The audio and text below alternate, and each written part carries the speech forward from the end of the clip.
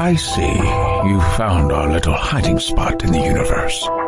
Don't get too comfortable. This is a place where you will find those with an experience that's out of this world, and possibly deep within your life. I welcome you to the Oracles with James Tyson. Lean forward and listen. We will pull you into a supernatural journey with guests from around the world, each one experiencing some of the most extraordinary phenomena this wee planet has to offer.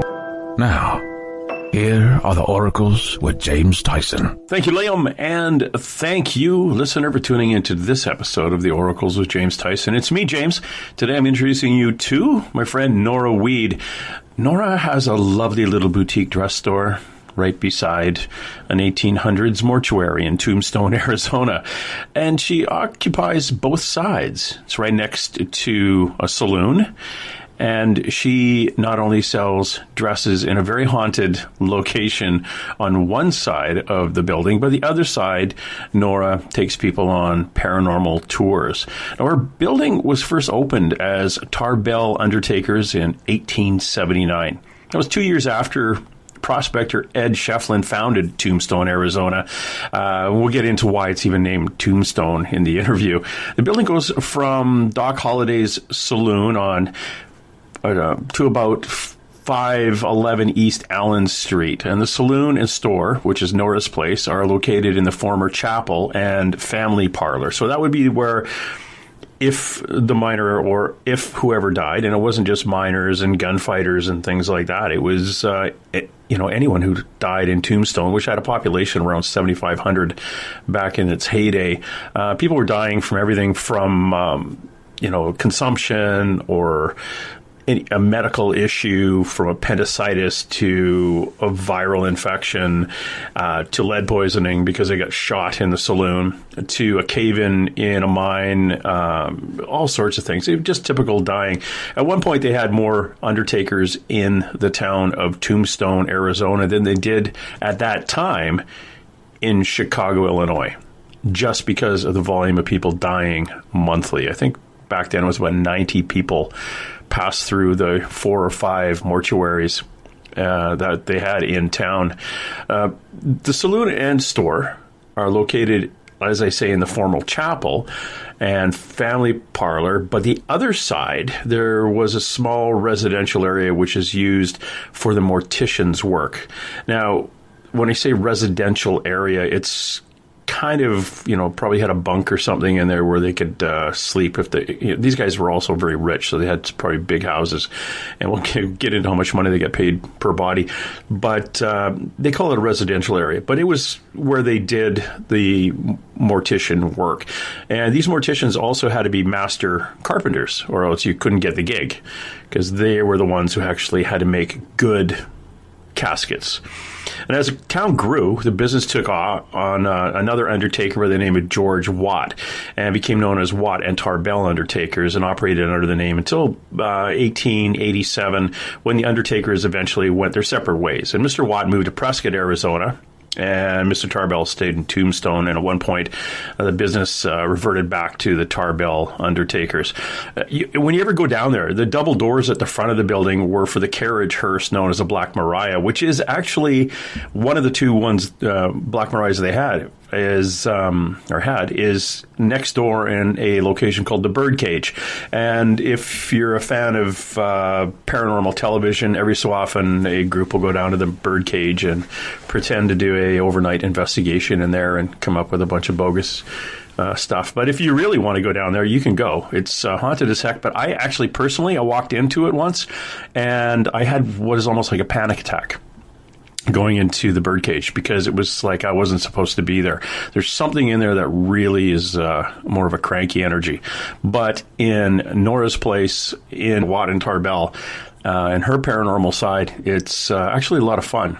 I've actually seen things moving in there, and we'll talk a bit about some of the things that go on in that side of the old Undertakers. It's kind of cool. You see the double doors where the hearses would go in, and to the left of that, which was a little thin door, and it's kind of cool, that is the viewing door. So if you were a body that wasn't identified, they'd pack you in ice and stick you up in that door for a week or so, and hopefully somebody would walk by and go, oh, there's Uncle Fred, and identify him. And if you weren't identified, you got buried in the unknown side of the Tombstone Cemetery.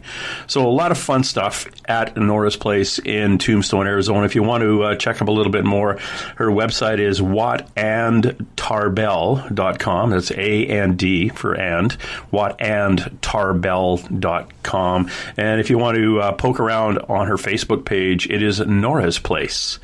And let's go see if she's ready to come in. Hello, Nora. How are you today? I'm doing great. How are you today, James? I am well up here in the Pacific Northwest, and you are down in sunny and warm Tombstone, Arizona.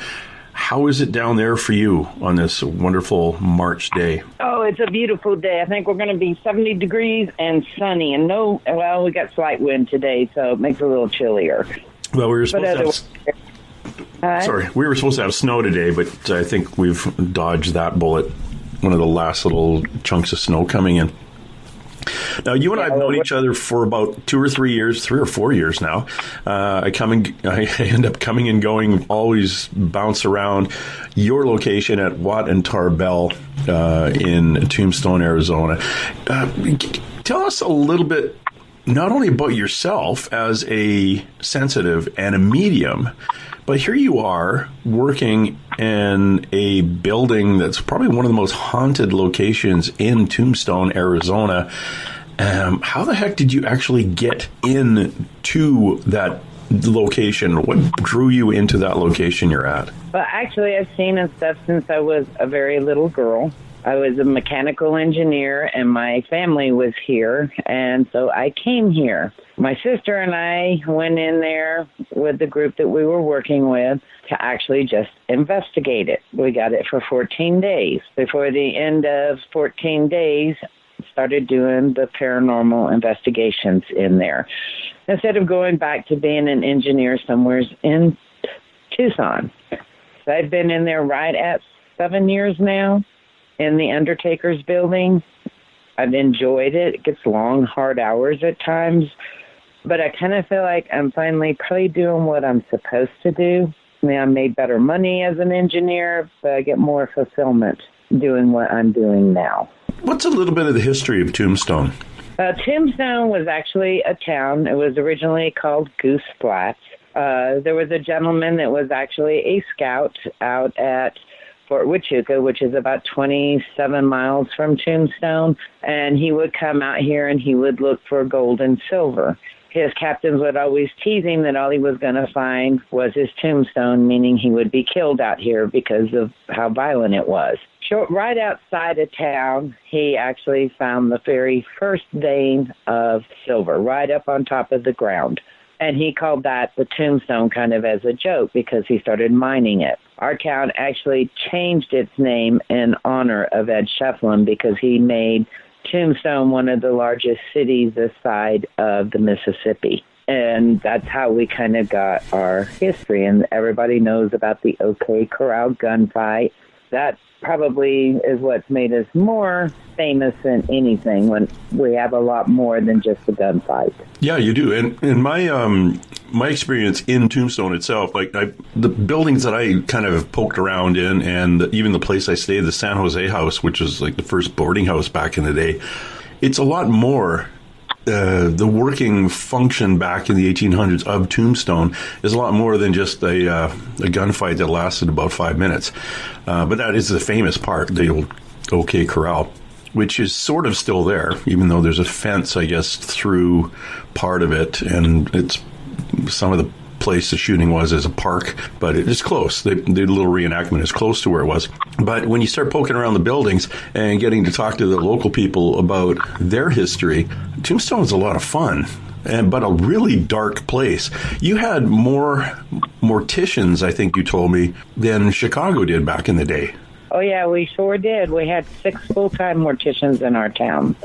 Our town's population was truly about 7,500 people. So that's going to kind of tell you how violent our town was. And that was pretty true with any of the old mining towns. You know, you had a lot of theft, a lot of greed down here. So we had to have a lot of morticians to take care of that. Yeah, and the... One of the things, I think it was funny, you were telling me that to be a mortician back in the day, you had to be a master carpenter. Yeah, because you had to build those coffins, whether it was just the plain Jane or the fancy ones. So you had to be that above and beyond anything else. The rest of, the bombing portion, you could actually learn. I'm sure you had to also be able to have a pretty strong stomach at the same time. Oh yeah, I could imagine that, and they got paid quite a bit too, didn't they? Especially if no one identified the body, didn't they get paid by the state for that? And I actually got paid by Cochise County.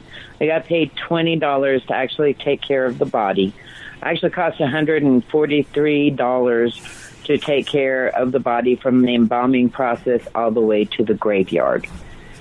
So, they would have been able to also try to sell like your horses or whatever you had of value to try to recoup that.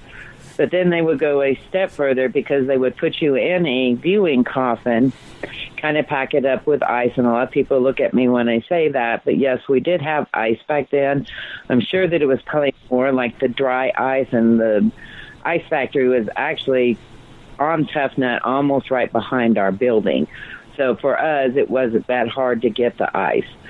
And then they would pack it up around the body to kind of keep it a little bit cooler and prop it up in front of what they called viewing doors. And they would leave them there for 10 days, praying that somebody walking through town would see that body and come in and give that body a move. Yeah, and that's kind of cool. If you ever go to where Nora is in Tombstone, Watt and Tarbell, and you're standing on the street looking at the front of the door, on the left...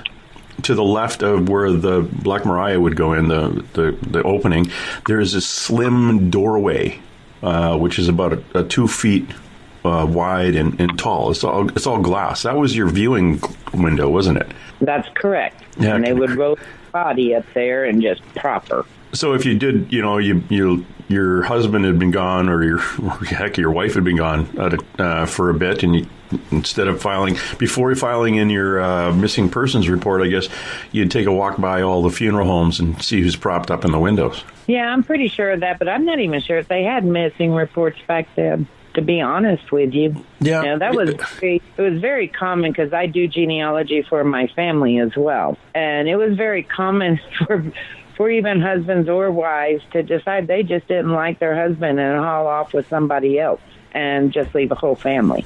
Or that's what the husband told everybody. And don't dig in the garden. Yeah. Nora, you've got some interesting guests that are no longer living that kind of poke around your place. Tell us what Watt and Tarbell was at the time for Mr. Watt and Mr. Tarbell. Who were those guys? Mr. Tarbell is the one that actually was originally there. Our building was there before we were known as Tombstone. It actually opened in 1879 as Tarbell Undertakers. But as the town became more known for the mining and all the silver, and we went to being called more Tombstone, we became so violent we had to have more morticians. So Mr. Tarbell took on another gentleman by the name of Mr. Watt. And that's when we became known as Watt and Tarbell. They operated together until late 1887, and they separated. And Mr. Tarbell stayed where we're at, and so we went back to being called Tarbell Undertakers till about 1909. Those were the latest death certificates I've been able to actually prove directly to my address. I do know that Mr. Watt went to Prescott. I've kind of done some research forward and backwards, because I've went through the old newspapers and kind of left here really, really fast with no explanation. But he did that prior to Tombstone, and when he went to Prescott. He was only in Prescott maybe 5 months when he left there. So my assumption, and again, this is an assumption, is he was probably doing some things he wasn't supposed to be doing with bodies and was having to leave. So, we had a really long run as the Undertakers building in our town. Probably we were the longest running one. So we have, the claim because we did the guys from the OK Corral. We did China Mary. So we did quite a few of the very well-known ones, along with just some of the plain Janes, that are in and around this area. I have some that interact that I haven't been able to even prove died here in Tombstone. One of them is actually Frank Leslie. I can't prove he died here. In fact, I know he didn't, so why he's in and out of my building is beyond me, unless it's just the connection to the town. You said Frank Leslie? Yeah, Buckskin Frank Leslie, one of the most gunslingers. I'm sorry, you say it like I should know him. Buckskin Frank Leslie, gunslinger? Yeah, he killed 19 men and his wife. That was right here in Tombstone. Wow. He went to Yuma State Prison, and while he was there, he actually became a pharmacist, and then he left. But he didn't die here, so I don't even know why he would be here. A lot of people, not only you've told me this, but other sensitives have told me you can walk out into the street of Tombstone and not only see, as a sensitive or a psychic, people from the 1800s, but you could see people from last Wednesday walking down the street. And these people aren't, quote-unquote, ghosts that have not crossed over. There are people who crossed over and just come back because they like the energy there. Yeah. Which is bizarre. Yeah, it is really bizarre. I mean, I have a few people in my building right now that did not die here. They came in with family and have never left. People come here for a bucket list and they die here on our street. That's crazy. So, yeah. Sometimes I tease family and stuff that I think that Tombstone gets its blood back for the silver, but it's really more about people that are, especially I would say the older generation, that are coming here that know that they're sick and they're wiping things off of their bucket list, and then they just never leave our town. Like they've come and said, okay, before I die, I want to see the Washington Monument, I want to see Lincoln Memorial, Space Needle, Tombstone, Disneyland, and they end up just kind of staying. Yeah. Interesting. I think they, I don't think spirit is designated to one spot. Yeah. I think they could from here to where you're at in Canada in the blink of an eye if they chose to. Well, and in my belief system, that they can be in multiple places at the same time. Yeah. Because time isn't linear. It's flat. And that's the way I get it as well. I mean, my guys have talked to me about heaven and hell before, and they will tell me that it exists, but they won't go any further than that. They will tell you they can't. Oh, see, and that's interesting because we can get into the whole heaven and hell discussion sometime over a beer, because I've been given the inference that hell doesn't exist, and there is a process, and I wonder if that's a good one. We should actually, that's a whole other episode we can talk about.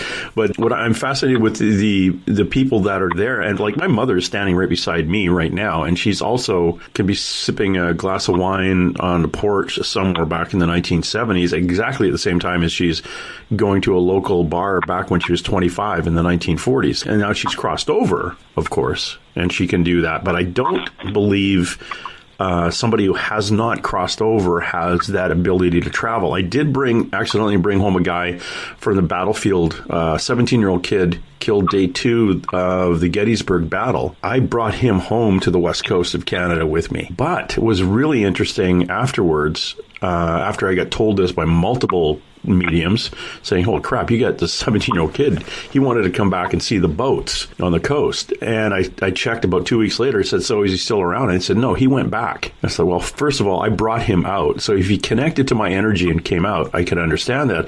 But when you say he went back, so maybe there is that little switch. They just have to think themselves back to the place they want to be. Yeah. But I don't think he can be in 10 places at once like somebody who's crossed over already. This is all, of course, this is just a belief system I have. It's not, I can't prove any of this. I'm not dead, and then I'll tell you. Yeah, there's a lot of that. A lot of people don't believe in ghosts. I get that, especially if you've not experienced that. I think there's a lot of fear of wanting to believe or to disbelieve. The people that disbelieve, I think there's fear related with that. especially with certain religions. I mean, I am a Christian. I personally don't feel that God would give you a gift and condemn you to hell. And I've had a lot of preachers tell me I'm condemned to hell because I actually utilize my gift. I've been this way all my life. I just don't see that. Yeah, I agree. I've interviewed some people who are demon hunters, and they're just people who do paranormal investigations and try to push ghosts out of people's houses. But because of their religious beliefs, all ghosts to them are demons. It's like, yeah, and I don't calm down. I just don't believe that. And that's not to say that there isn't that here, because I've personally experienced twice now, and I'm 59. I'm pretty positive it was. But I also think that, you know, we got the same energy here as we do in death. So if you were a real butt, I'm sorry, you're probably going to be that in death. Yes. And if you were an angry person that wanted to hurt people, man, you got the best recipe in death to really raise havoc. And those are the guys we run into. Those are the idiots, the negative hauntings, let's say. They're all just really bitter people who are angry and they don't like people on their property, or they're pissed because they're dead and they want to drive everybody else nuts, or they want to push everyone else away. It's you know, it is. Those are the awkward negative ones. Do you get those guys in your location? Yeah, you can, just because of what Tombstone is. I mean, they can hop on like they did with you and walk into a building that isn't like that. I always tell my guys very often, remember that love is the greatest thing in the world. You know, I play my gospel music in there. I have my Bible in there. I started trying to say that toward the end of my night as I'm closing, and that's usually like my 8 o'clock. But if I'm doing a private at the end of the practice, I will tell them that I want them to remember that I wish them the most love and the most peace. I actually have one from the other night when I said that. One of my guys goes, "Yeah, we know, just like Jesus, because you're always telling us that." But I think that if you raise that building level to let them know that you wish them nothing but love and peace, that it actually brings more peace to your building. And I have found when I've had to help break negative energies as a Reiki Master, that when I, you know, as a mom and a grandma and a great-grandma, when I come from that kind of a love, that if it's a negative energy and they don't want to feel that, they ain't sticking around. Yeah. Now, and you do have some interesting interactions there. I remember you at one point a couple of years ago, you put you had like a shared lease come in. These guys wanted to open up a shooting gallery. Correct. And tell us about that. One day there was a box of ammunition sitting on the table, and what happened to that? Yeah, he actually did it in the very, very back of my building on the side I do the investigations. And he was coming in a lot when I wasn't there. My guys see that as my building because I've been here the longest and I do things different. And him and his brother were back there doing the rebuild for the paintball. And they didn't think he was supposed to be there. And they didn't like him in there when I wasn't there. Those boxes weigh about 7 pounds. Mm-hmm. And the couple sitting behind their back, and they didn't just fall off. They went shooting across the building, and that building's like 14 foot wide, probably about 8 foot out. That is not dropping. That is being tossed. And Tim called me and told me that I needed to come up there. And I was like, dude, I work 7 days a week. I got a night off. I'm not coming there. And he goes, they are throwing things at us. And I said, well, they're telling you to get out of there. I am not there, and they don't want you there. And they actually left. It got so bad that he actually took all of his rebuilding equipment and put it on the side that I have my store so he could rebuild there. But, where I go in between from my store side to where I do the investigation, we have a door that does like the bar door. It swings back and forth both ways. And I would be sitting there, and you would see my door open where they could kind of look where he was at, and he would say, Nora, you need to get your guys. They are harassing me. Those guys aren't there anymore, are they, the humans? No, they left here in December of this past year in 2019. So, no, they are not there. There's a difference in my building. It was like, okay, we got it back to the all-female energy in here. And I think that they prefer the female energy. I've been in there for 7 years. I look at things different. I react to them different. My daughter is empathic. She doesn't necessarily like this. So they will bang in the morning when she's in there, and she kind of cusses them out because she hasn't had her coffee for them to knock it off. She's actually done it with me a couple times, and they will call her not a very nice name when she comes in. And she'll go, yes, I know that's what I am, but don't mess with me in the morning. Mess with me during the day, but not in the morning. Not before I had my cup of coffee. We're talking to Nora Weed. She's the operator of Watt and Tarbell in Tombstone, Arizona. Watt and Tarbell is one of the, I think it's the last remaining of the 5 Undertakers that you Correct. guys had in town there. And if you're ever in Tombstone, actually, please go to Tombstone. It is one of the most fascinating places in North America. It's historic, and it's just a wonderful little, I don't want to say ghost town because it's quite active, both with humans and with ghosts. But it's a very, very interesting snapshot of American history. And you'll be fascinated. You'll be fascinated. It's a wonderful little location, and not the big tourist trap you may think it is. It's not. It hasn't been Disney-fied.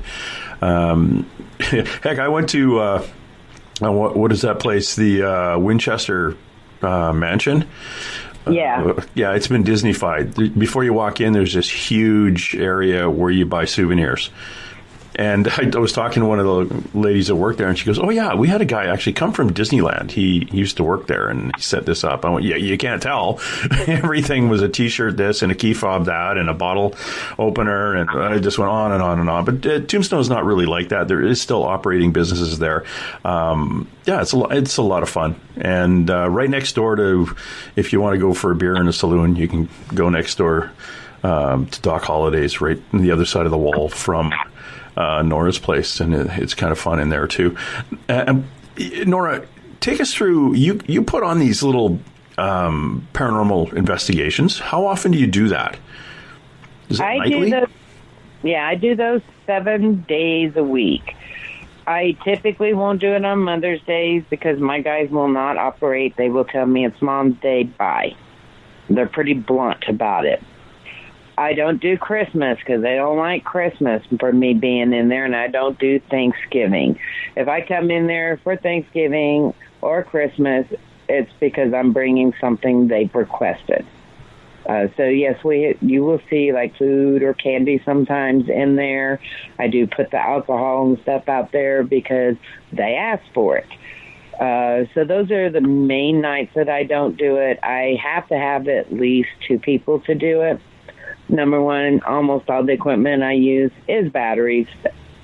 And as you know yourself, they can drain a battery just as soon as you are putting it in. So I go through tons of batteries, and rechargeable batteries do not do the trick. So, I mean, I do probably pretty similar to what you see on TV because I am using the equipment. I do give them the history of my building. Some of that does involve a little bit of the town history because it does intermingle. As an engineer, I'm giving you really good information on how the equipment works as well, because there are a lot of paranormal investigators that really do not even understand the equipment. They don't even understand how easy it is to get false readings. And I think that if you're going to be an investigator, especially if you're not working with somebody that is sensitive, you're going to be getting stuff that is truly false, and you have no clue it's even false. And, well, how do you give me an example of some equipment that you have and what maybe people should know about using it in your experience as an engineer and as a paranormal investigator? Well, one of the ones that I rely on personally is going to be the millimeter, whether it's the one that you can buy for pure ghost or pure electrician's millimeter, because many people have no clue how high levels of electricity can affect you. You get people that are in these places that, especially like the older homes in the basements, or even some of the newer homes, how they're placing electrical all in one area. Electricity can make you think you're seeing things. It can make you think that you're feeling something coming up behind you. You can hear things, and that's the way the electricity interferes with us. So for me, that is one of equipment. The other would be like your K2 meters, because they pick up the electricity. But a lot of people, they'll say, oh, well, that's an EMF meter. Okay, well, what do you guys know about EMFs? Yes, that's an electromagnetic field that is coming off of electricity and different types. So that's actually going to pick up the American electricity, the AC portion. It also picks up the DC portion, which the majority of the other countries utilize. But it also picks up RF, which is a radio frequency. Our cell phones are radio frequencies. So if you got your cell phone too close and you're running an app, and say it's up in your pocket and you're kind of holding that K2 up, it can pick that up if that app reaches out. Or if you're taking a picture and you're holding it, it's going to show K2 hit. I've actually used the Ovilus 5 and been holding my K2 when that Ovilus is starting to give us words.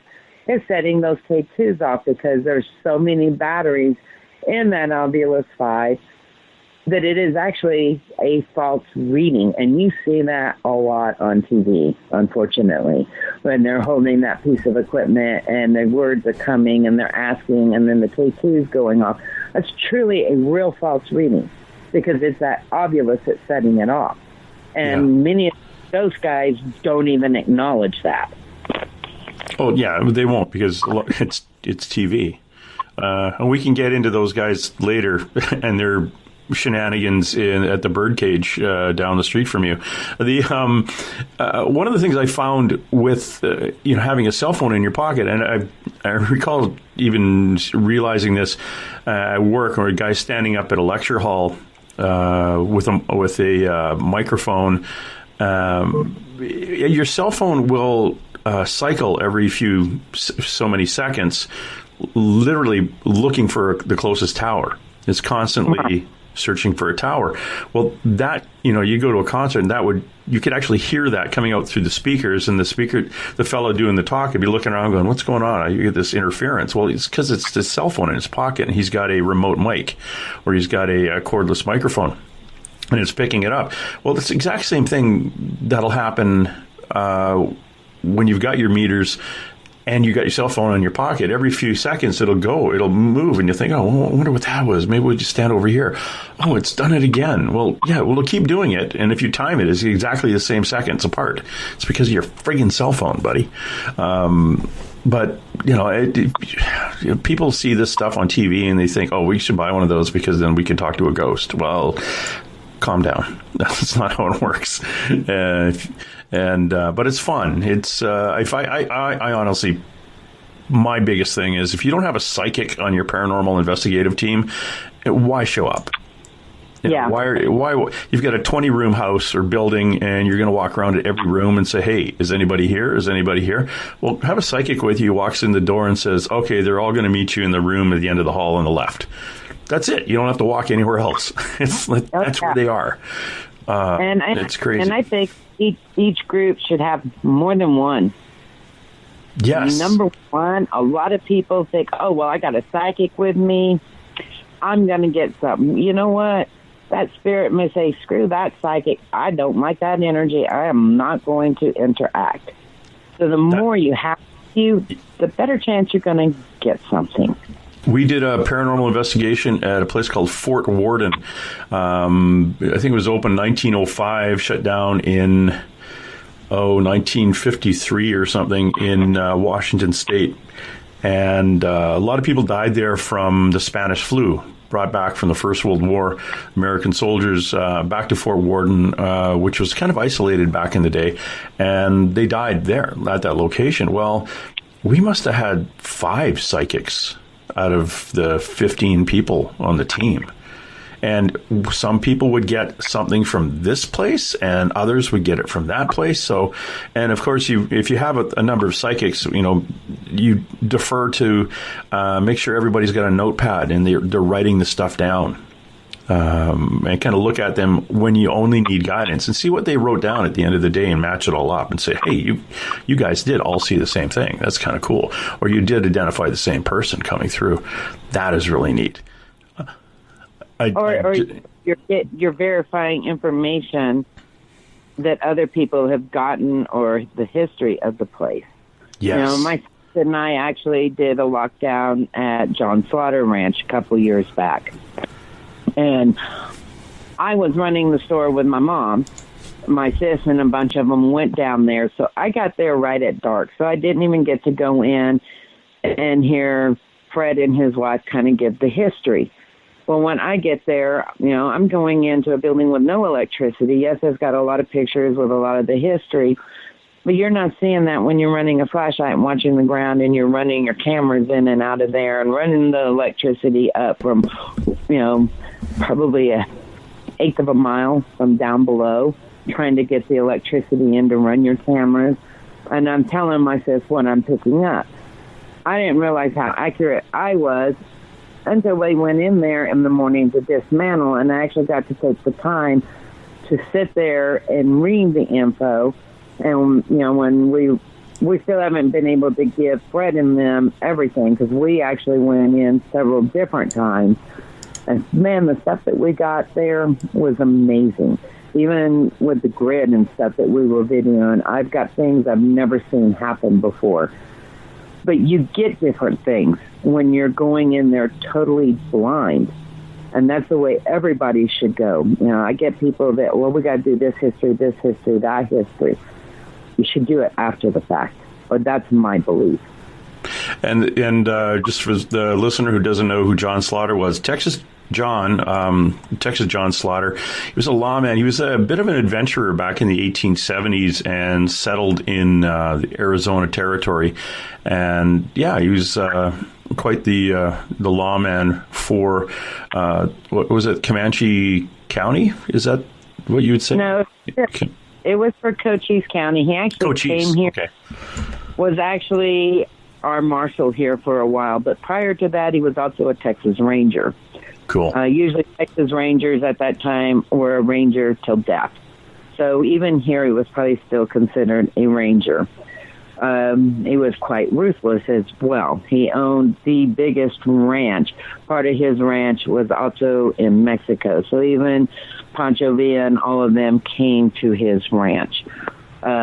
He actually did come here with somebody that was wanted. The judge told him that they were going to hang him on Monday. This was on Friday. He'd been away from his ranch for a while, and he wanted to get home. And he asked the judge in our courthouse here off of Tough Nut, so you're saying you're going to hang him on Monday, correct? And the judge goes, yeah, we sentenced him to death. He actually stood up, pulled his pistol out, and shot him and says, well, I'm going home. I don't have time to wait till Monday. So I kind of tell you how ruthless he truly was. Jeez. Yeah, he's hung people on his property there because he just wasn't going to waste time. They were wanted dead or alive, so he hung them, then brought them in. Jeez. Yeah, he was, Pancho Villa actually nicknamed him the Wicked Little Gringo. Oh, yes, he did. Yeah.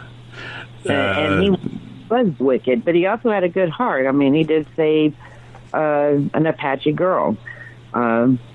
I should have thought about that, because at that time frame, if the natives left them for a reason, it was usually because they felt that they were wicked. My little girl is very wicked. That was one of the first things that I picked up on when I went there. She really hated everybody with the exception of him. I mean, she even told his wife, when I grow up, I will kill you. Okay, that's a little awkward. Yeah. So, but it was kind of showing he does have a kind heart at the same time. He probably should have left the little girl alone, but he wasn't going to let her just stay out in the middle of nowheres and die. So he brought her home and raised her as his own, but she in a fire. So, he did have that kind side. Even those that probably we would consider evil, even in today's, they still have that kind side. It's just how much do they reach for that kind side? Yeah. Yeah, he did. I mean, he liked the Apache to a point. He used to allow them to harvest his cattle as they needed, because he knew they were going to wipe them all out. He just, take a steer once in a while if you're hungry. I got a bunch of them. Yeah. Well, that also kept his homestead safe. Yep. Yeah. Interesting history you have out there in Arizona, young lady. Yes, Arizona, I would tell you that Cochise County is probably very haunted. I don't think it's just Tombstone. There's a lot of that around here. Well, I was down in Bisbee, and that place it looks like, if no one's ever been to Bisbee, it looks like a European town, very narrow roads and high buildings. It's kind of a funky little feel to it. But that place vibrates. Well, so does Tombstone, but it's got a vibration that's like busy. It's like busy, even though the streets, I was I think it was there on a Sunday, the streets were pretty well dead empty, but the place just felt like you were in Times Square. It was busy. It had a busy energy to it. It was just a really fascinating place. So the energy in that place, and I'm guessing that I think it was a hotel there I went for lunch at, and it was haunted as hell. Like you could feel stuff all over the place. Sorry, what was the name of the hotel again? Copper Queen. Something Queen? Yeah, Copper. Like in copper. You just broke up there for a second. The Copper Queen, that was it. Beautifully laid out, linen tablecloths and the whole bit. And it had that hustle and bustle feeling, like it was very, very busy when there was only like 5 people there. It's just wonderful. Did you go to where they have the little bar that has the little veranda that goes out? No. Hold on. Yes. Is it like almost on the ground floor? Yeah, it is on the ground floor. Yes. Yeah, I did. And when you're coming in, you can go to the left, and it has this hallway because it takes you to the restrooms. But there, you can see into the entrance of their kitchen back there. There's a gentleman back there that really does not like women. Oh, really? Yes, I picked up on that when I was going in to go to the restroom, and then we were going to go and eat. And I kind of just stopped with the person I was with. It was a male, and he goes, "What are you doing?" And I'm like, "Yeah, there's a man back here that really don't like women." And it gave me kind of the EBGBs as I was walking. That's the only reason that I stopped. It was like, yeah, don't mess with me. I would not want to be a woman working in that kitchen, just saying. Jeez. Now, let's beam us back up the road to Tombstone again. You have a number of interesting buildings in your area that are active. You put on a lockdown, a bit of a lockdown every night, but every month or so you put down a real long one?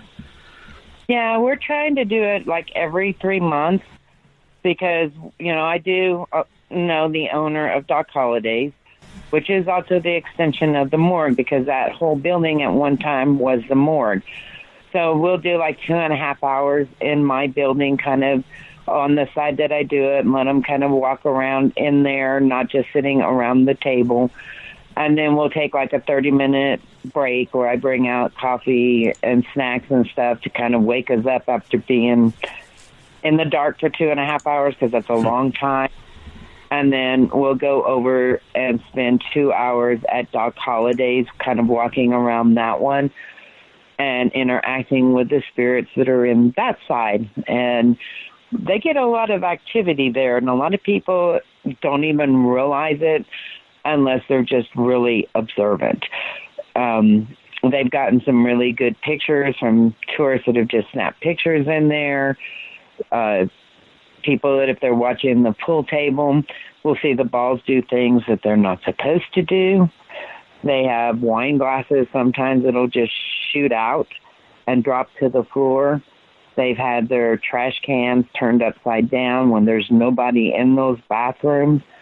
So, they get activity. So we'll go over there once in a while. Then I have a friend that has like a shotgun house, one of the original ones, and Kim allows me to have access to that on and off.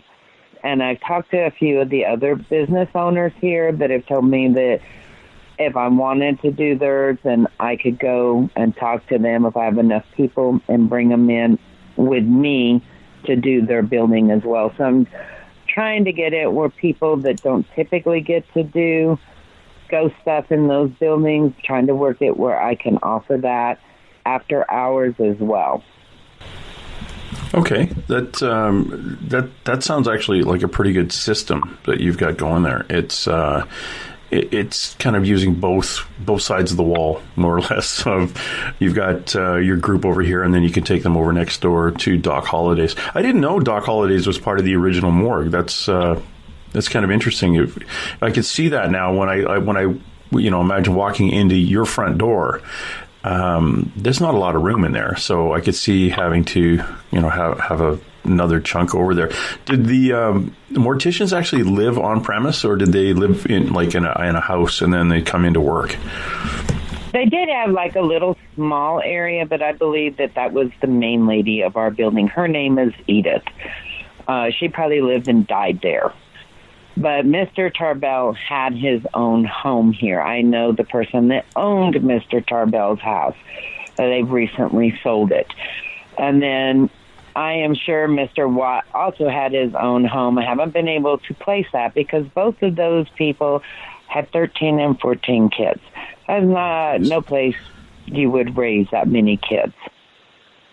Yeah, you wouldn't want to raise more than 2 kids inside of a mortuary, if any. One of the things that I found fascinating when I hang out on the porch with you, you actually not only see the dead, but there's a lot of elemental beings that move up and down through that street. And you described them once as they were moving down the boardwalk across the street like big black caterpillars going over top of people and down. Why do you think Tombstone, I have my own theories, but why do you think Tombstone is such a good location to actually see these things? Not only, again, the dead, those who have crossed and those who haven't, and elementals like these giant caterpillar-y things. Personally, I know a lot of people think that it's the minerals under our ground. I don't think so. I also know that this area is very sacred to the natives. And you see a lot of really weird things here in the skies if you're here any length of time. I haven't really looked to see how the different lines of interact and intersect into this area. But, people come here. There was a lot of deaths here. That was not just on the white side. It was also the native side. You have Council Rock in the Dragoon Mountains not far from us. So I'm not so sure that some of it doesn't have to go back to the natives that were here and probably what was here prior to our natives. And then you have the things that you're seeing in the sky. So I just kind of think it's a hot spot in general. Do I think that it ties to the mineral? I don't know that I believe that because there's other places across our world that has the same minerals that are not like Tombstone. There was a lot of death here. I've always leaned towards the mineral side of thing, the quartz and the silver in the ground, and solar loading, which is the sun energy being absorbed by that, and that being something that a spirit can tap into to become visible. But you're right about the weird stuff in the sky. I took some photos September when I was there. One evening I took some photos of a hotel on a corner. You have two hotels on a corner, kitty corner to each other. And I was taking a picture of the one in the southeast, and there was some light came over top of the building as I was taking the photos, and it was only in the photo. There was no other. I got this thing, and it's like a blurry blue, and I don't know if it was, did I take a picture of a ghost standing on top of the building looking down at me, or was it behind it in the sky? It's really, really hard to see. I actually posted it on my Facebook page, asking for some input on it, because it definitely wasn't there. And I took pictures of it again, and took 2 or 3 pictures, and there was nothing in the other pictures. It was just this one, maybe 1 or 2, and it moved from one point to another. It was a really, really interesting glowing blue thing. In May, when I'm down there, I'll show you the pictures and see what you think about it, or send them to you. It's a fascinating location. Now, you have a place called the Birdcage, and I want to get into a little bit about the Birdcage and your location and all the shenanigans that people seem to come to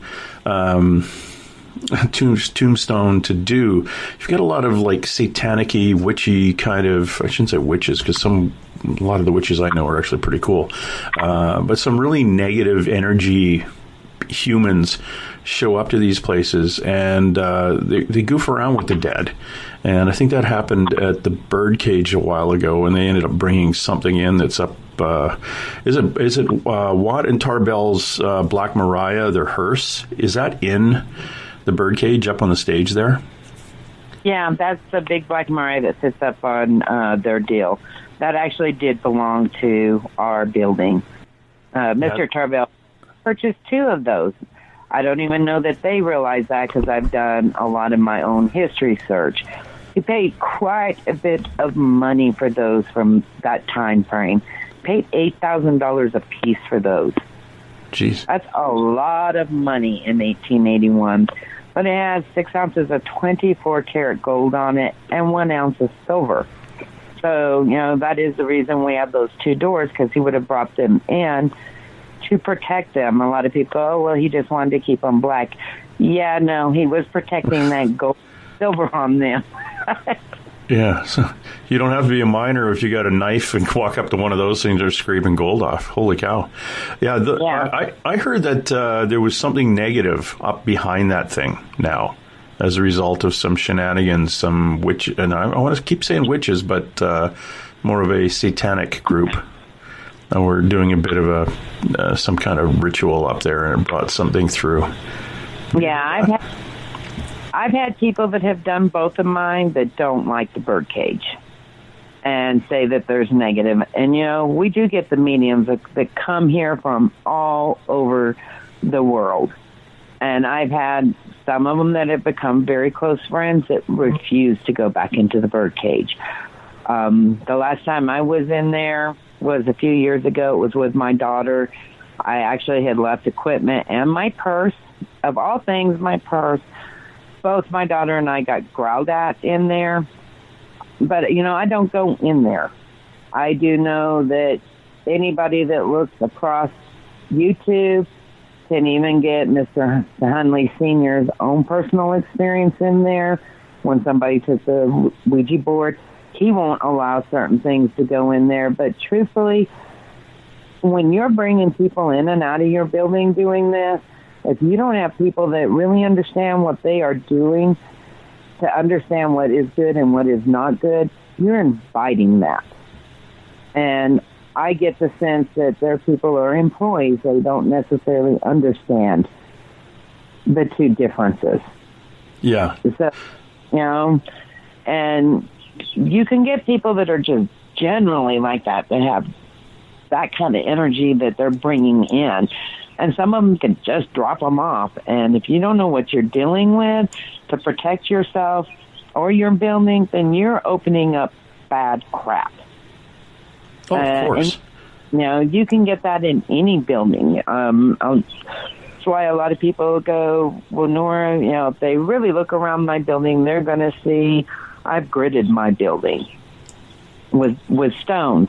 I go in and sage and bless my building. You know, you have to be proactive if you're going to do this on a daily basis, a nightly basis, a monthly basis, to protect you as well as those that come in. And I get the great sense in many of my buildings here and other places, they are not proactive on that.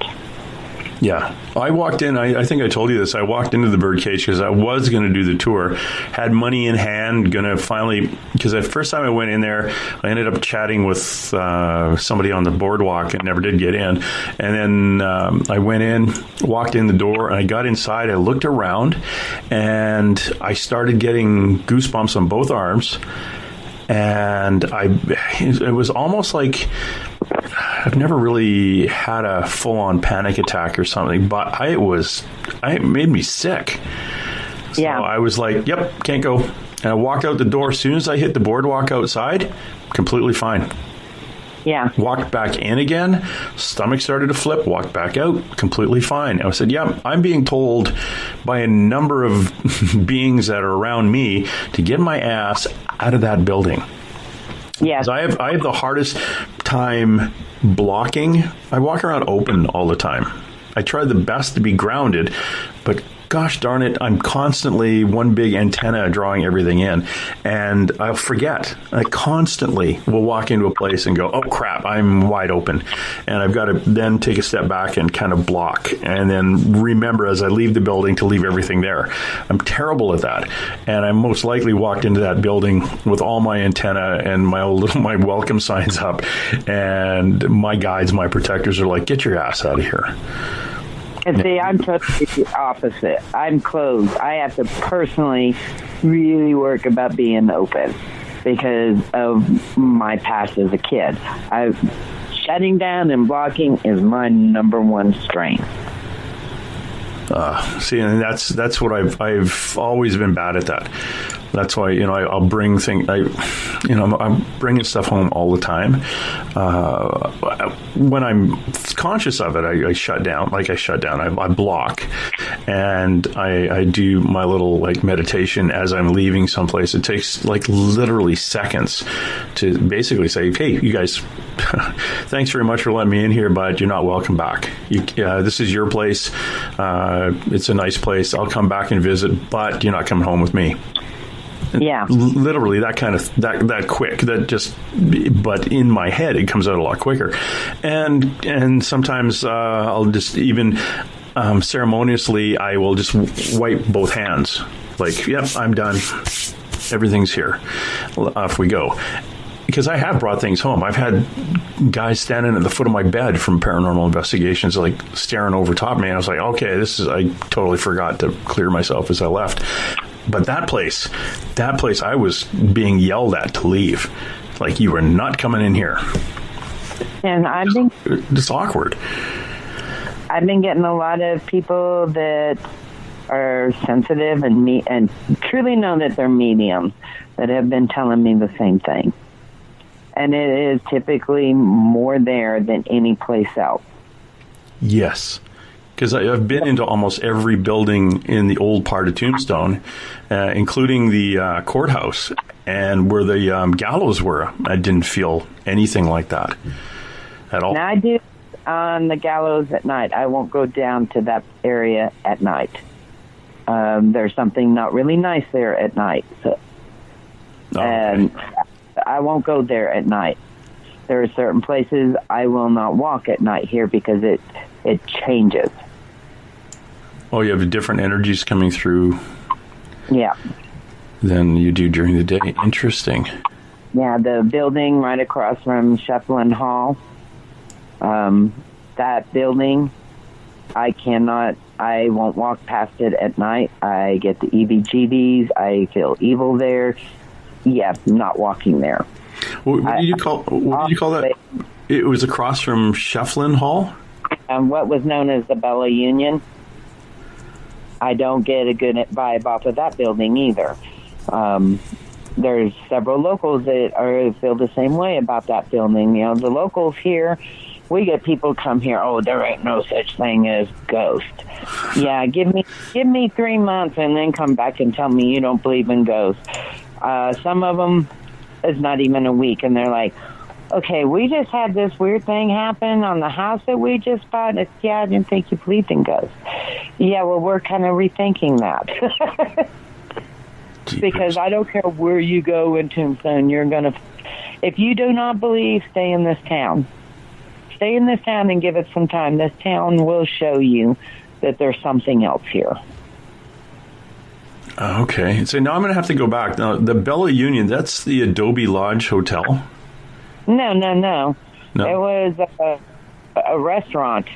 And like I said, it's directly across the street from Shefflin Hall. It was a steakhouse. I don't know the owner of the building. I've had locals that told me that the reason it is shut down is because of something that happened when he was shutting down. Oh. Like I said, I don't know who he is. I've never met that gentleman, so I don't know if the local rumors are true or not. I just know how I personally feel when I go past it. We did Shefflin Hall, and I kept being drawn to one of the windows there, and I was telling a couple of people when we were outside smoking, I just don't feel good about that building. I get that there's something evil there. Now, whether that's demonic or just an evil spirit, who knows? And not giving it a chance. And you and I discussed, regular spirit can be evil too. What do you call, what is your belief of demons? What do you think they are? Fallen angels, for me. That's what you think? Okay. I am a Christian, so I personally went and felt something and dealt with something at Eastern State Pen, got the pictures of it, and it is black with wings. I truly believe that was demonic. Nobody will ever convince me I was the one that said no, that it was not a kid, and I was the one that got attacked. Okay. I do believe it's there. Now, does every building that has bad things happen to the people in there, do I think that it is a demon? Like I said, I believe that regular humans can be that evil as well. If you were that evil in life, I'm sure you were that evil in death. Yeah. You definitely can be an asshat in death, just like you were as in life. It's interesting that we have a number of locations in Tombstone it's almost like a ripple effect. You'll have a really good building and a really bad building. I shouldn't say really bad. They have their ups and downs, and like you walk from one end of the block to the other and have good energy and bad energy and good energy and bad energy. It's almost like what I feel is almost like you're stepping through somebody who had a different energy, and you walk past somebody that you don't see who possibly was like I say, a jerk, and then you walk past somebody who's really nice, and it seems that you pick it up as you're walking down the street. Oh yeah, but people like, even today we get people like that. I have people that watch me because I am an energy healer. That people will be walking and they'll see me kind of step back, especially if I'm outside smoking, and they'll see me walk to the middle of the street, and it's just because I feel not so great energy off that person, and I kind of I don't want to mix my energy with them. I think that every person that is walking has that ability. That's just how are we tapping into that? Are we following what our gut says? Yeah, 99% of the time, no, we're not.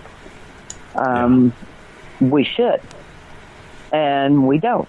I've been known to do that too, where my initial instinct was that person is really not a good person, and then I let the human side, the kind side, I shouldn't judge, so I should give the person a chance when they probably should have listened to my first gut instinct. Jeez. So all of us are guilty of that.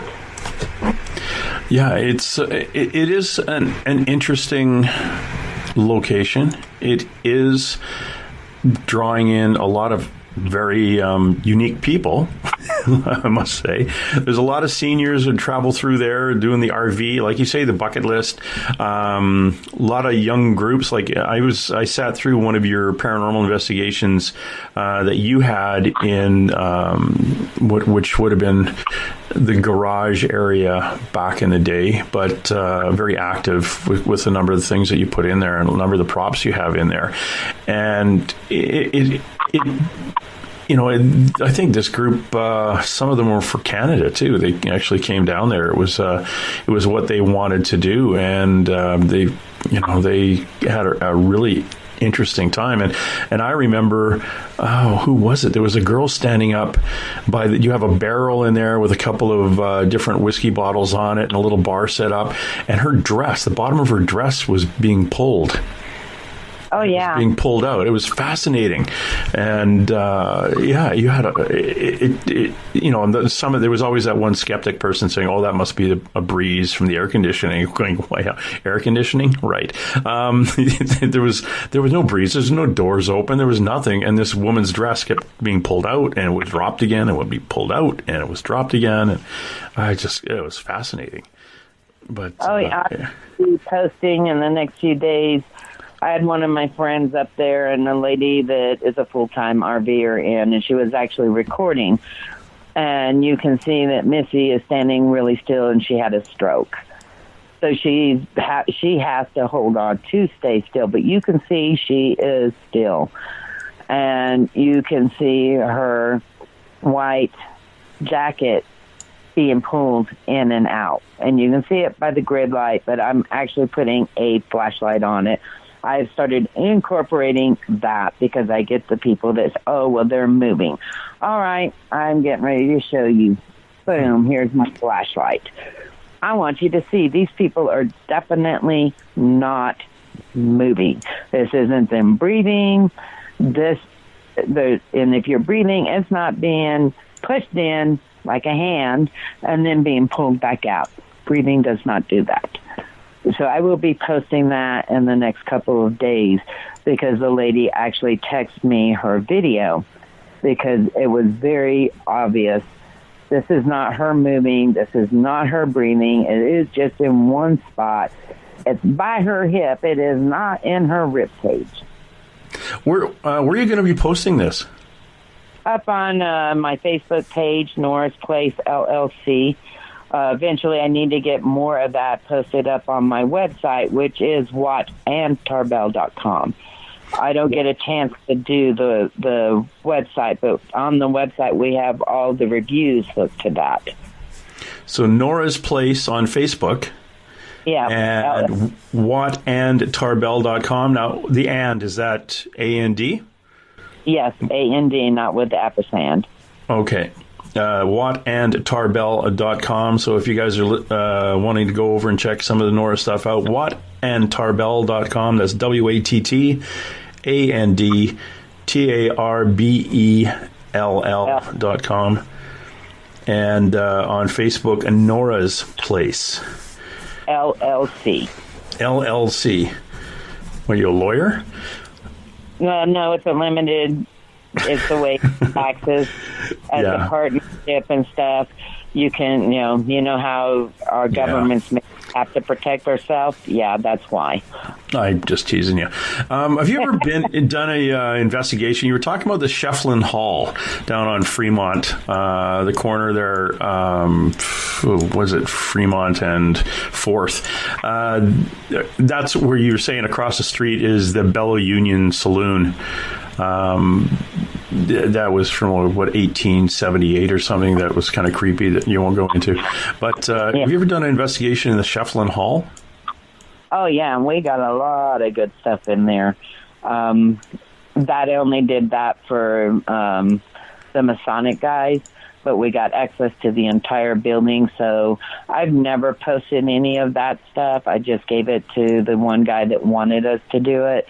Good. So yeah, we got some really interesting stuff. The Masons really don't like women in their spot. I will tell you that. Oh my God! I stayed in a hall in Oregon.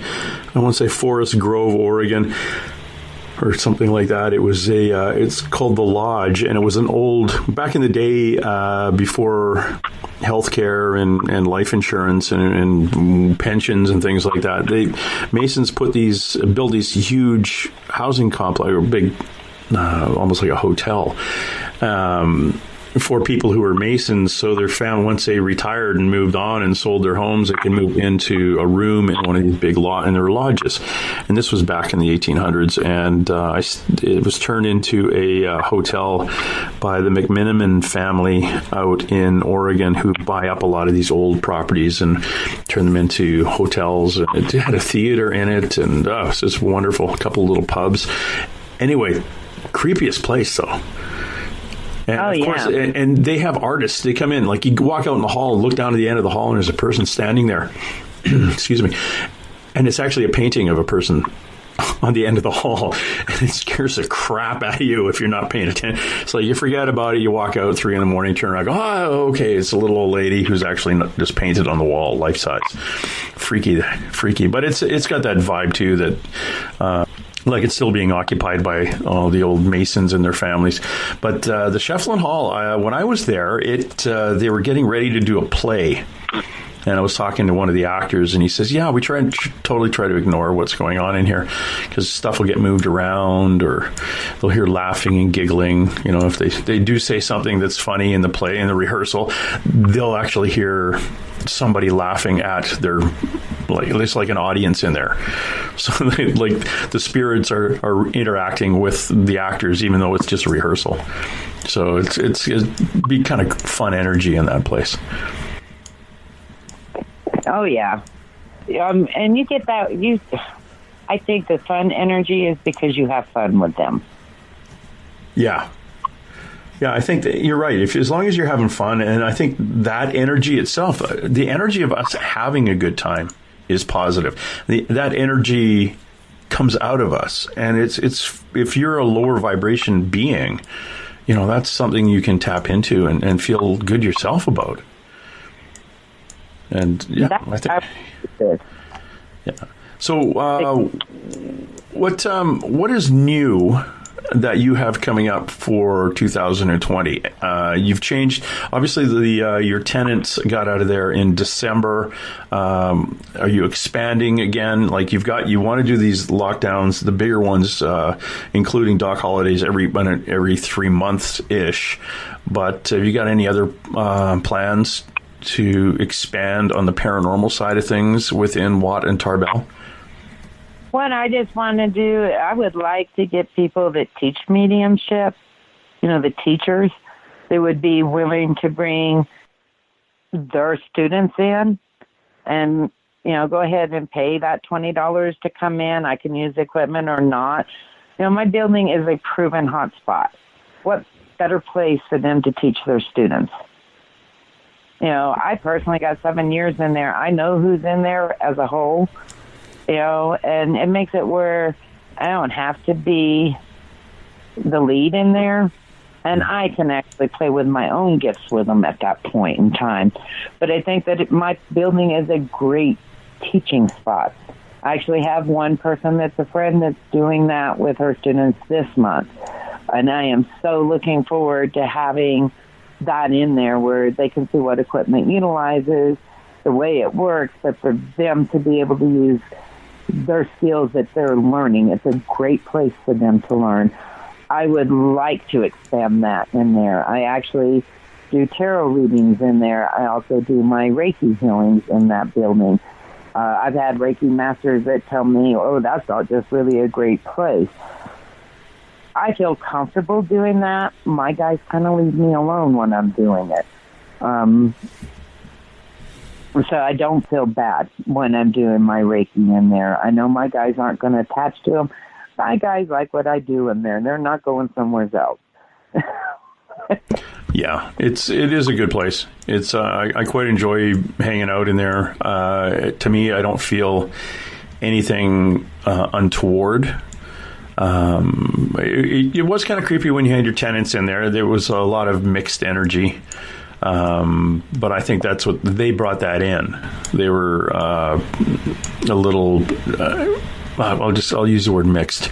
A little. That energy wasn't 100% connected to your property. Like it wasn't. It's something they brought in that really kind of messed things up. And now that they're gone, it's a lot more even of a flow through the building. What else can I tell people about your place? It is literally, it's like, I think in your block, other than the birdcage, you've got an ice cream shop, your place, you've got, what do you call it, Doc Holidays, and then you've got a little, was it the leather shop at the end of the street? Or is that right before the alley laneway? You've got a little brown building. I can't remember what they sell there. That is actually a new bakery there called Mario's Bakery. They have the best sandwiches. They have the best pizza in town. They have sweets in there that you can buy. Jeannie and her husband are just really fun people, and I will tell you, money for money, you get your dollar's worth in there. So, Lily is now across the street from us with her own personal building. It used to have the yogurt shop in that particular building, but now it's a bakery. The yogurt shop, was that Annie's place? No, that was... No. I can't don't remember. even remember. It was Lily's Memories or something like that. Oh, okay. She's now across the street with a little gift shop. She did away with the frozen yogurt, so... Oh, okay. Very cool. I know there's a place across the street I was actually looking at thinking, I could buy that place. It was, was it Telly's Block or something like that? It was, yeah, but that's just the front of a building. There's nothing else there. Yeah, that's what was kind of cool. I wanted to pick around. I wanted to go back with a metal detector and see what you could find in the ground there. That would be kind of cool because other than the front of the building, everything else collapsed and was taken away.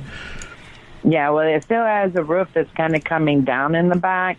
So I would not suggest going in there. So it's a hard hat area if I was sneaking around. And tie a rope to my waist, so at least you can drag me out.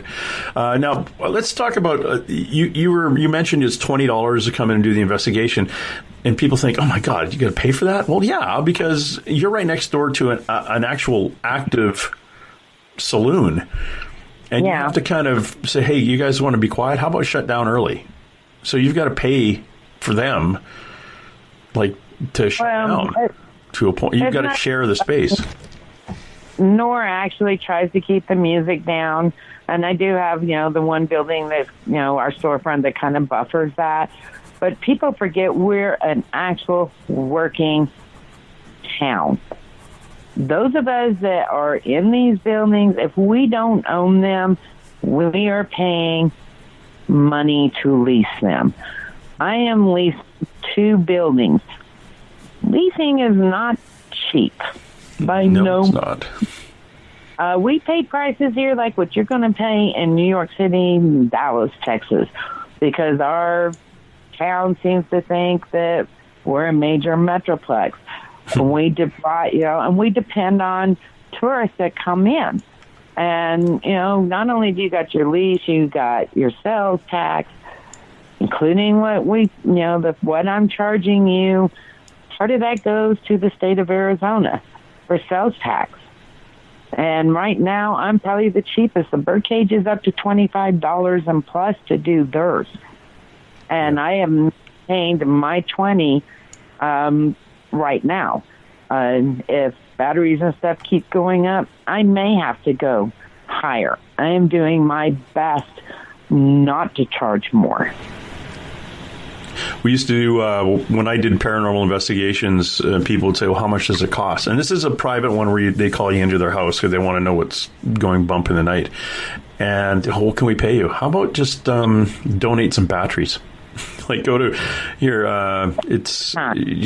We take donations, $20. Well, what do you do with the money? Pays for gas to get there, and we have to buy batteries because we go through so many friggin' batteries. And it's people say, well, you should get the rechargeable ones because you can use them all the time. Do you find the rechargeable ones actually drain quicker than the non-rechargeable ones? Yes, I don't like the rechargeable ones for paranormal. I've tried them, spent a lot of money on them. Within 10 minutes going in, we were having to switch them, so we went back to the other batteries. You can't be changing batteries in the middle of an investigation. And truthfully, this is my feelings. If you're being asked to investigate somebody's home or you're being asked to go in there and to do cleansing, they should be paying. Mm-hmm. Number one, we're typically a long ways from where they are at. And if you're coming in with mediums, it's our energy that's being expended out there.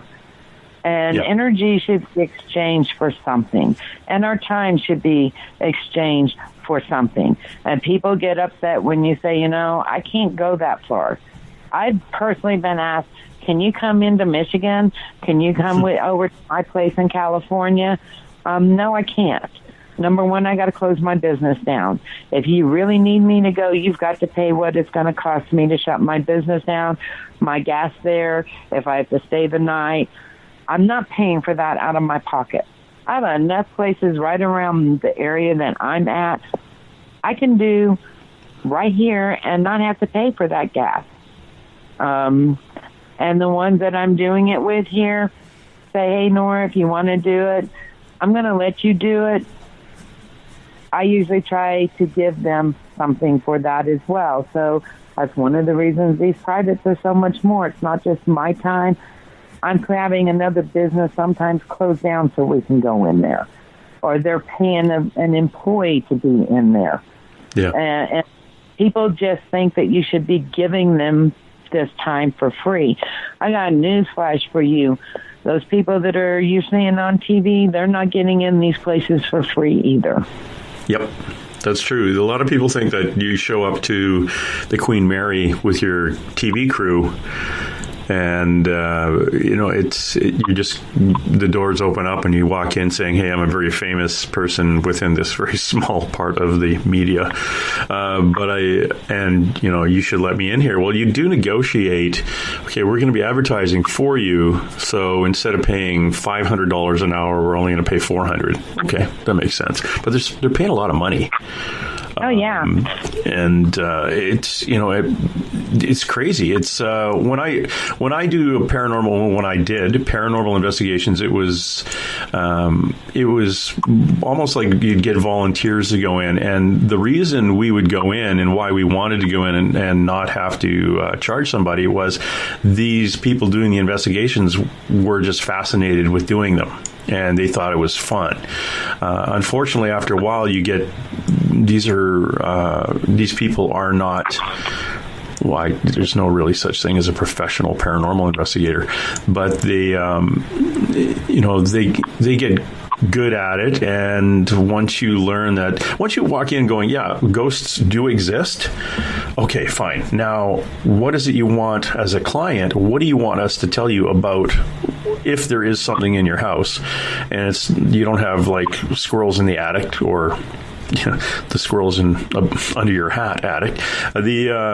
You've got something in here. What would you like us to do about it? And 90% of the paranormal groups, if not all of them that I've run into, don't know what to do.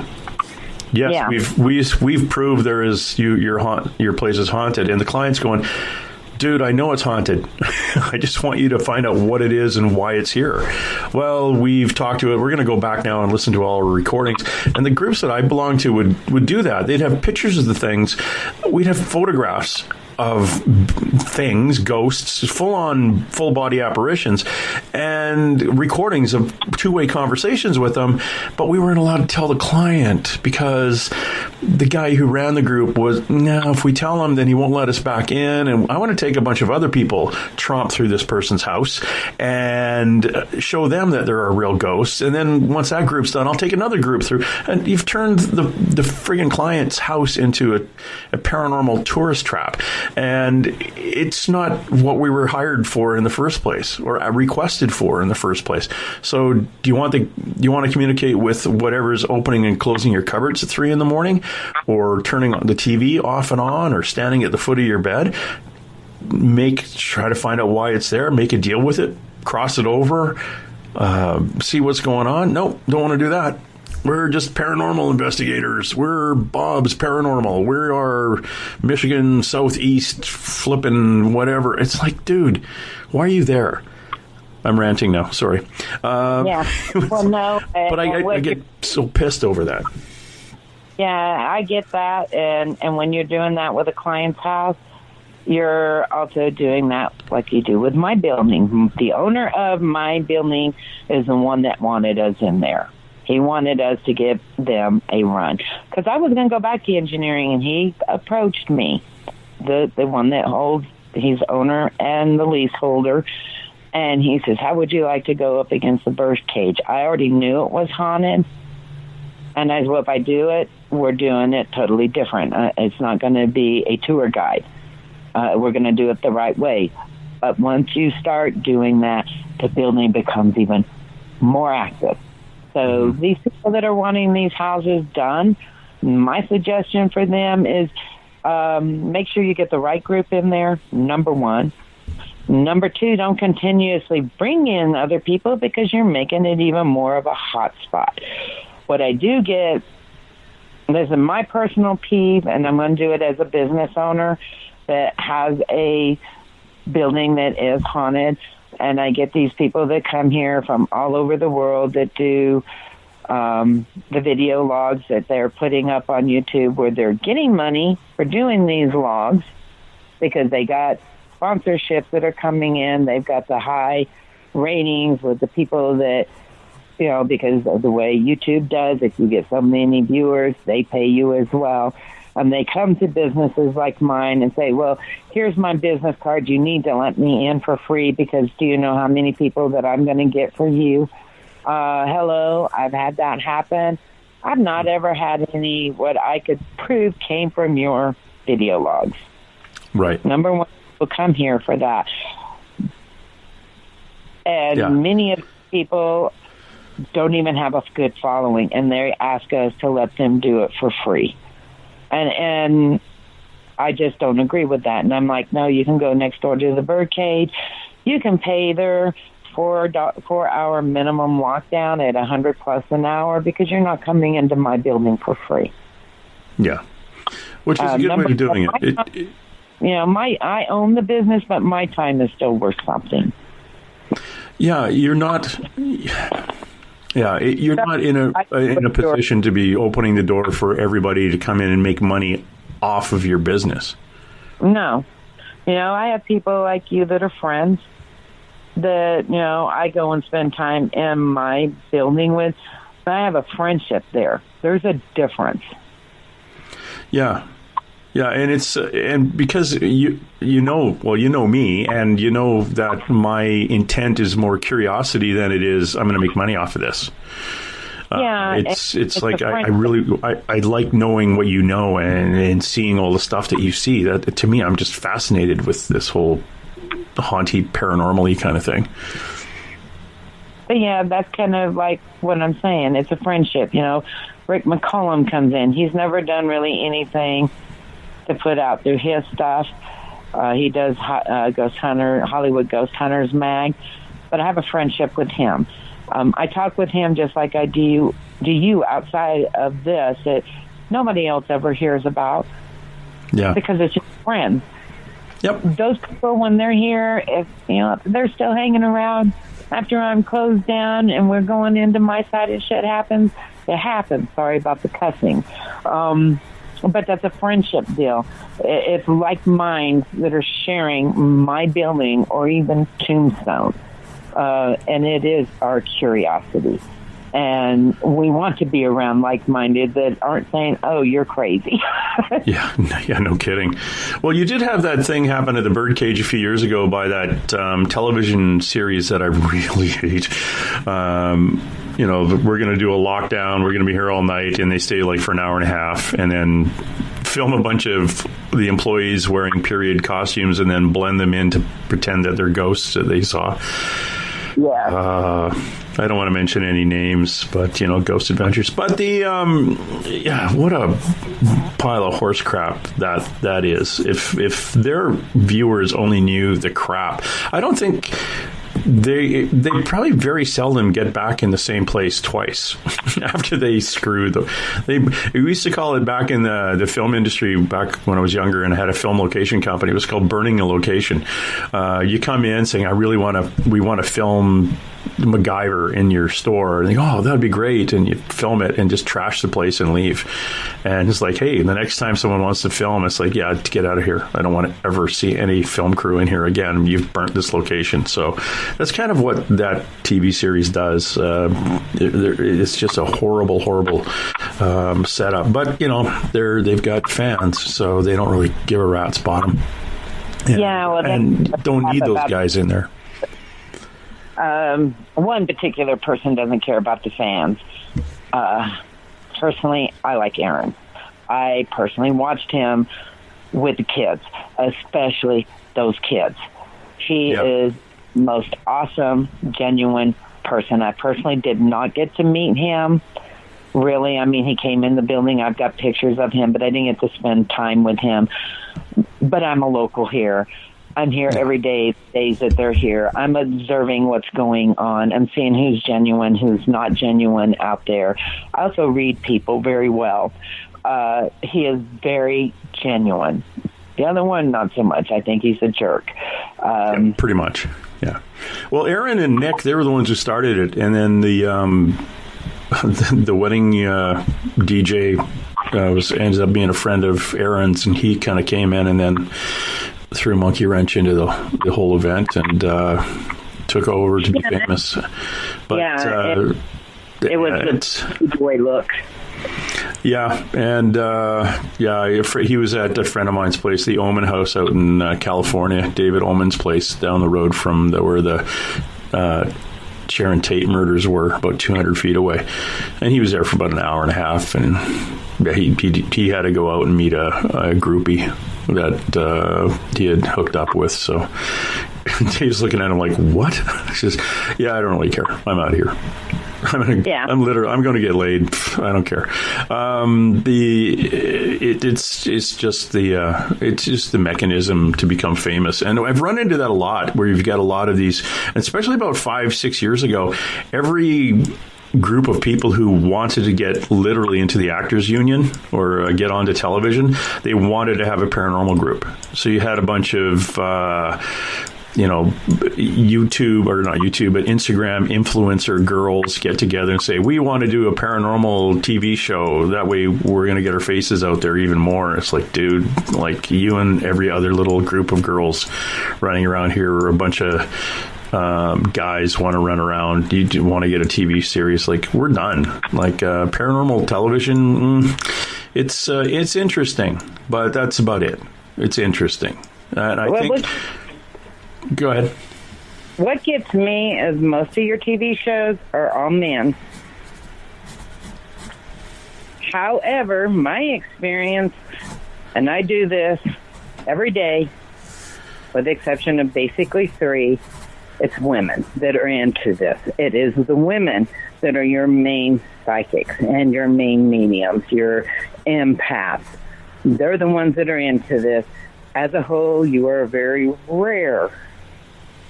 Most men are petrified of the unknown.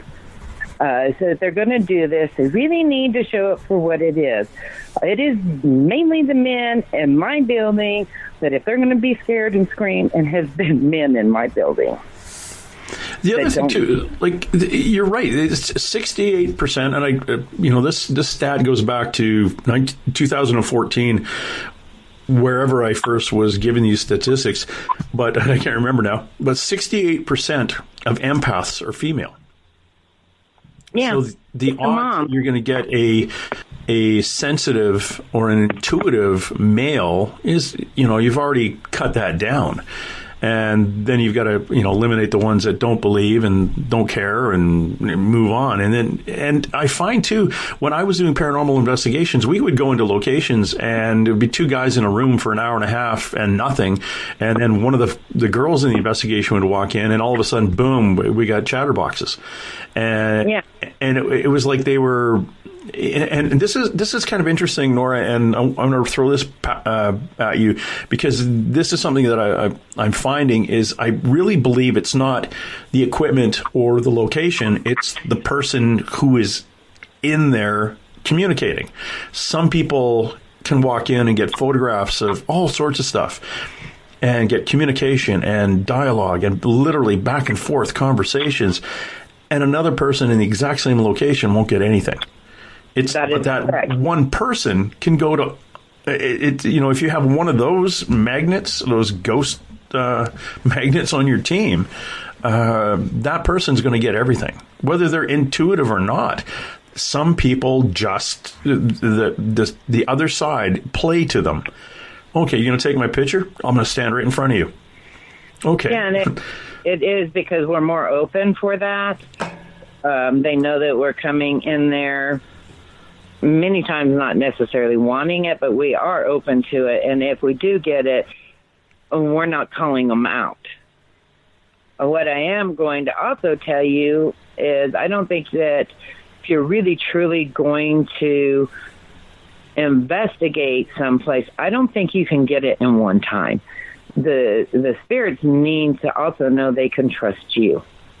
Many times they're back there watching us and talking about us. I run that spirit box, and the spirit box does get parts of the radio on it. So you have to learn what's radio, what's not. You really need to be looking at software and starting to understand where spirit level voices run, because they don't typically run in our voice range. They run lower or they run way higher. So you really need to learn to distinguish between the two, even if they sound clear. But you have to spend the time in there. The more time you spend, the more that they trust you. And I think that when you go to other places, you have to spend less time because for some reason spirit can seem to understand, hey, I'm not coming in here to exploit you. People will tell you I exploit mine because I do it in there every day. But anybody that really listens to how I introduce it, I invite the ones that want to interact. If they don't want to interact, hey, I'm cool with that as well. I've had some of mine that have told me in the middle of them that there was just one person that was being a jerk, and you will hear on the spirit box, good night, we're gone. Or if I've ran longer than what I'm supposed to, they'll say, what time is it? Meaning it's our time to play without you. Bye. Yeah, like we're kind of busy. Well, just like you say, it's Mom's Day. It's Mother's Day. We're not, we're somewhere else right now. Or it's Christmas. We're not going to do this. We're busy doing, we all have plans. We're not going to entertain or the other two, other thing is, you might have a client come in, a guest who's just not somebody they want to interact with. And they'll tell you. Yeah, bye, not doing this. I've had them tell me that certain people in my building, and I'm probably kind of lucky because a lot of people don't understand how to listen to the spirit box real clear, that when one has started asking questions that they've called them dirty names, or they're a bad person, or I don't like that person, and they just flat refuse to answer it. I've had them tell me flat out that person's evil, not answering. Yeah, it's they pick up on our energy just as well. Oh yeah, and that's why they come home with us sometimes, because they'll pick up on that very, very high vibration, and they just really like standing close to us, and we'll come home, or they just want to get our attention, and they'll pull on us, or like the little boy did over at the San Jose house in the middle of the night, grabbed my hand and then ran under the bed with this thump, thump, thump. Scared the hell out of me. Wanted to play. Yeah, a psychic friend of mine the next day said, "Oh, he just wanted you to know that you were in his space." And I was like, damn it, I built a bubble around me. I said I didn't want to be bothered. Yeah, but little boys don't care. Little kids don't care. They're all love and light. It was like, crap. I had my grandchildren stay in there, because my daughter is there with me. And, as a business owner, I have that right. I get to be around my grandchildren that live here when they're not in school. So I get a little bit more contact with these particular two. And they've played cards and stuff in there. I have 2 Pokemon cards that sit up on my barrel because those Pokemon cards kept falling to the ground. So my granddaughter said, well, we're just going to leave them here because they won't let us play with them. I have a ball that'll move once in a while. My grandson has toys in there that he plays with. And kids are kids. I have a little girl that comes up, and you know how a kid will do you, especially if you're watching them with their mom or their grandma. They are tapping their legs, trying to get that attention. I have bruises where I scratch on and off all day long because I have a child spirit that comes in and taps me all the time, like, hey, I'm here. Hey, I need you. And kids are kids. Yes, some spirits will imitate a kid, but you can typically tell the difference. Yep. Yeah, this little guy was. I've had children wake me up at night before or communicate with me in the middle of the night, and I was going to say ghosts, but yeah, I guess they're ghosts, but they are kids, and you can build your little bubble, and the kids come right through. During the day, or when I'm walking around open, or at a paranormal investigation, and I'm being open, I will have, and I have had two-way conversations and arguments with some real idiot ghosts, but on recording too, which is kind of fun to listen to it, playing it back. I'm arguing with somebody who we had one house out here where the kid, the spirit was in a room and drove the kid literally into a psych ward. And the mother sold the house. And this guy, he was laughing at us, like going, yeah, what are you going to do? We said, well, we're going to cross you out of here. Yeah, give it a shot, buddy. It's like, okay, this guy's going to be harder than I think, and I'm glad you're selling your house. Because we're not going to do well. Yeah, some of them just don't want to go. That is the one thing that I've concentrated on, is trying to get my kiddos to move on. Of all of them stuck on this side, I really hate to see kids. Yeah. Well, the kids they'll hang out because literally and this is my experience. It's like, sounds like I'm giving evidence in court. As my training and experience, therefore I found this, blah, blah, blah.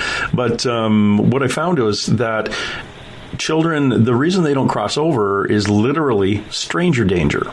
When their great-grandmother comes through and says, okay, Billy, you're coming with me, and they look at them and go, I don't know who you are. I'm going to wait for Mom and Dad. So Mom and Dad die years later in a different location. The kids they could be in the hospital where they died. They could be in a playground. They could be in a car, like on the side of the road. And then they tagged along with somebody with a higher vibration because they felt good, and they got from point A to point B, have no idea where Mom and Dad are. And Mom and Dad, again, passed 40 years, 50 years later, and have moved on and crossed, and the kid is still wandering around out there waiting for mother and father, and they never show up.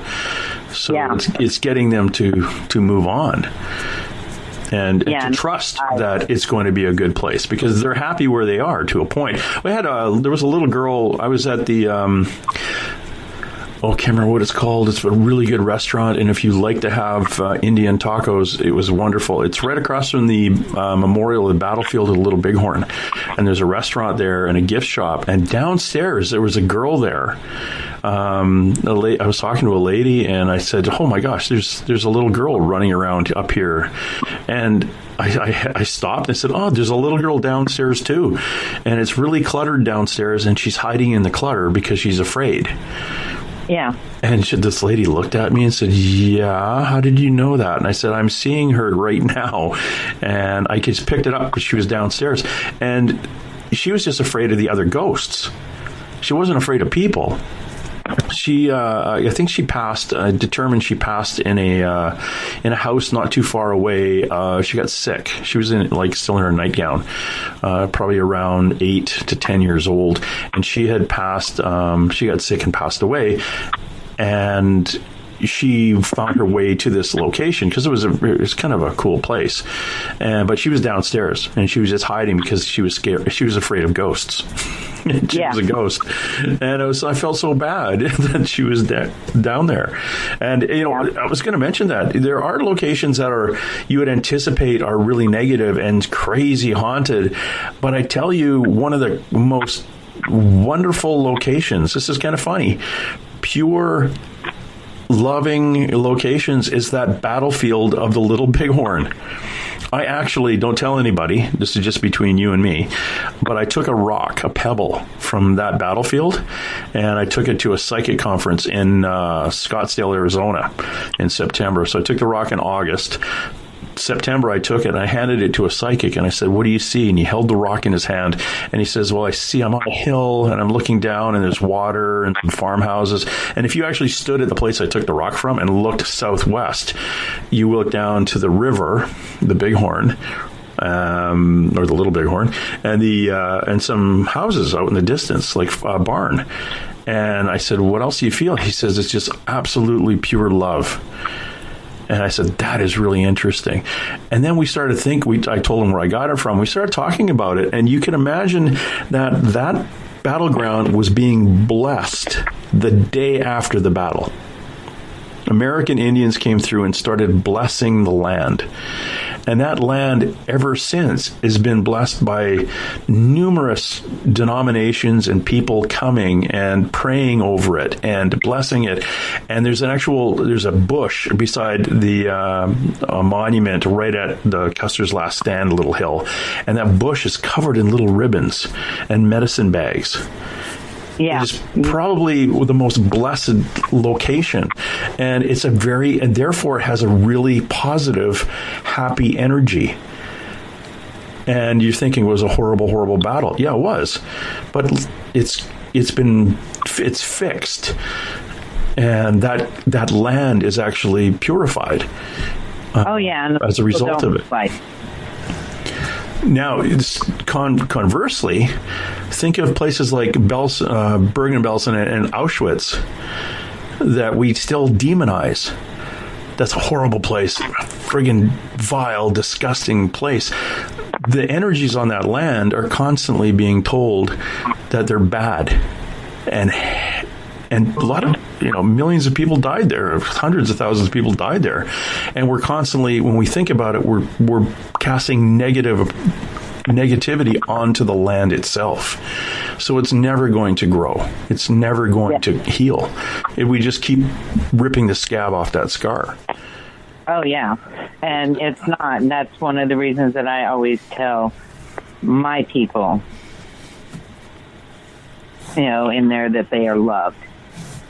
I have some that I've tried to cross that came here with people that shouldn't be there, and I've had them tell me it's a trick. So, they have to feel the love first before they can go. When we're crossing people who haven't crossed because of religious fear, like, oh, I'm going to go to hell, what we found works is that all we have to get them is to get that out of their head for a split second. Just that tiny, tiny split second. So what we do is we say, well, Jesus died for your sin. If those people who haven't crossed over because they're afraid they're going to go to hell, they coveted their neighbor's wife, broke a 10 commandment, and they're thinking, well, my God, I'm going to go to hell. I'm not going to cross over. So you then know they have a belief in the Christian teachings.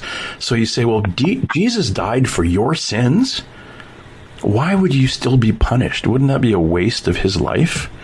And all they have to do is a split second go, And in that split second, we've almost 100% of the time, actually 100% of the time, it's never not worked, a friend of theirs will come through and say, they're telling the truth, you can come. Yeah. You know, we had a cellmate from a guy who died of natural causes in prison, a Roman Catholic guy. He had killed somebody during Prohibition. His cellmate come through and said, "They're telling the truth. Come with me." And cross. And to give them their last right. Yeah, but it's that hesitation, that what if in their head that allows that friend to come through. If they completely ignore you and say, no, you're like, if they're not going to pay attention, but it's that split second of hesitation allows that light to come back open and that friend to come through saying, no, trust me, you know me, you can come. Yeah. Yeah, it's fascinating. Yeah. Nora, I'm going to let you go now because you have to get to work, and I am going to ask people to go to wattandtarbell.com. That's WATTAND, Watt and Tarbell, TARBELL, wattandtarbell.com. That's Nora's website. You can also find her at Nora's Place on Facebook, Nora's Place on Facebook. And I'm going to be sending you this interview actually over to your Facebook page too. So you can post it up there and some people can listen to you and poke fun at you there. Oh, okay. Sounds awesome. And can't please, wait to see you, by the way. Yes, I'll be there May 14th, 15th, 16th, 17th. Hold on. Am I going to be that long? Holy crap, I'm going to be there for a while. 14th to the 18th for Haunting in the Desert with Dwight and Rhonda Hall hanging out behind China Mary's in a little shack. That's kind of fun. Yeah. I'm glad that Sarah worked that out with you, by the way. You're going to really like her. Yeah, I'm not even going to see them. They're going to be in Arkansas. Yeah, they go oddity things. Yeah, but that's going to be cool. So I'm going to hang out there. I finally found a place in Tombstone to stay because Haunting in the Desert, basically, they booked my San Jose house out from under me for some of their paranormal guests. So that's going to be fun. And I'll be hanging out with Nora in the store. Yeah, you have a place to flirt with. Yeah, well, yeah, I got to do that. You know, you kidding? Oh, and I'm going to send you a picture of it was the Longhorn down the street, the Longhorn restaurant that I took a picture of that had this blue glowing light over top of it. I'm going to send you that photo, and maybe I'll put it. I'll send it down to your Facebook page, Nora's Place, and get you to comment on that for me. Okay, James. Have a great day. Watching you while you sleep all alone. All right, that's it. Let's roll. And hey. Let's be careful out there. Far over the snow